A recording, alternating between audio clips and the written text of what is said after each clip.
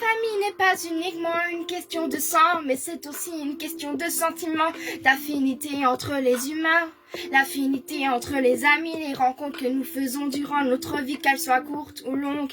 Ces relations doivent être sincères et honnêtes. Tu es libre de croire ou non en la famille ou l'amitié, mais ce sont tes valeurs qui détermineront le sens que prendront ces chemins. Le karma est là comme la roue de la vie. Ils te guideront à travers plusieurs destinations, comme des dés du destin. Beaucoup croient en la famille et d'autres en l'amitié, mais combien en sortent indemnes ou plus forts? Il faut rester vigilant, car chaque face de ces deux relations a ses points forts et ses défauts. Il y a la famille, la vraie, la proche, celle qui te soutient dans les hauts comme dans les bas.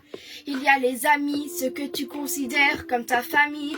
Puis il y a la face B, famille et amis, qui eux voudront juste être là par profit, par jalousie, et juste pour te voir tomber et te dire, tu vois, je te l'avais dit.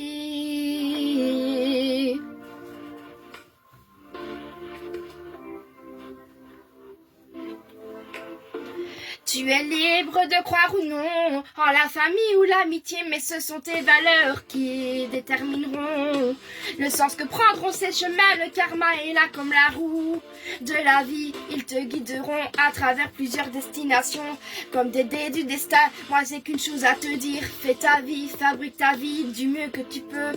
Tu tombes, tu te relèves, tu doutes, continue, pas pour eux mais pour toi.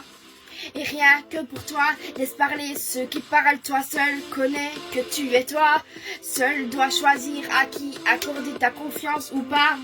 Mais reste humble et sincère et honnête envers toi-même. Ne joue pas avec les gens, car ceux qui doivent partir partiront. Ainsi va la vie, ainsi est le karma et la roue de la sagesse.